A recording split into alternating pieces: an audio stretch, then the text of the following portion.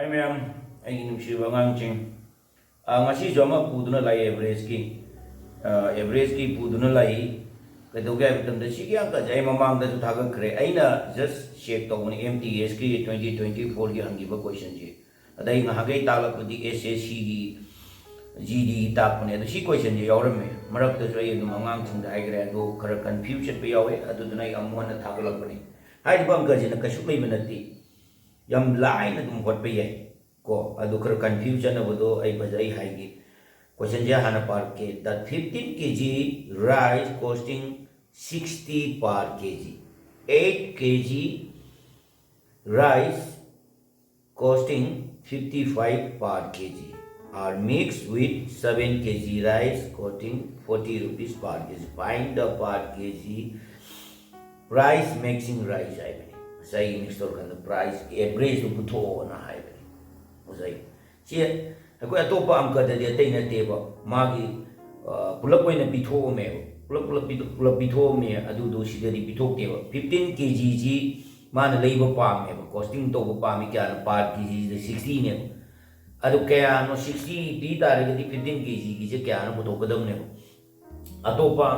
angka dana ai koina ta ki ba mamang ta ki na ka 15 kg ai re ka lo 15 into 60 900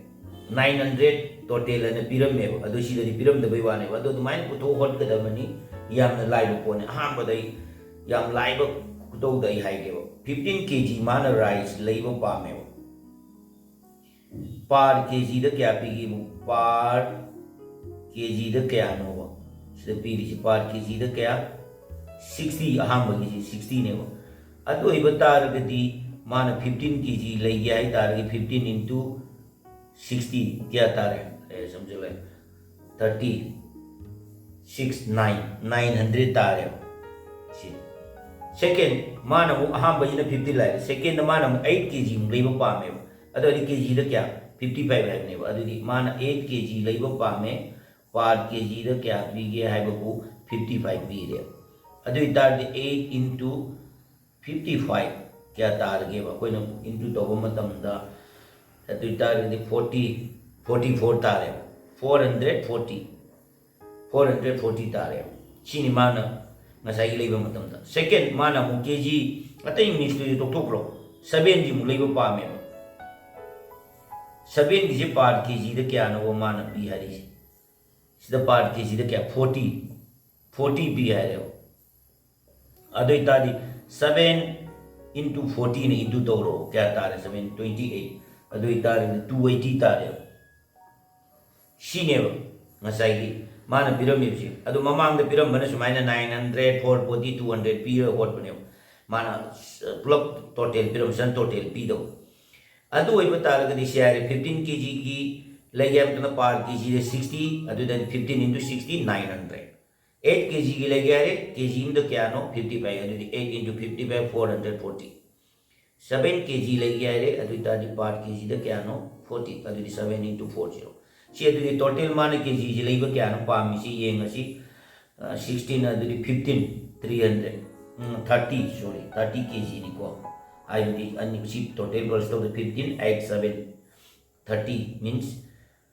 30 tare adui tar ga di si total price क्या नु ये ngasi total price क्या नु ai matam da 900 si 0 le re khala si 0 adui tar ga di si क्या नु 12 8 4 means plus to the 12 1 kutta lere adu tar gadi 1 do apcha lagadi 9 the 10 14 15 16 162 type 1620 tare ma ki total cost expenditure to tare adu average bu to kya tar gadi 1620 da 13 na divide to 13 na divide to matam da kya tar ge na matam da 00 cut to ro अदुता the क्या ले मोरनी 162 by 3 ने divide करो क्या तारे divide तो मतलब 162 the 3 ने divide तो तारे गदी क्या तारे 5 3 जा 15 अदुता गदी क्या नो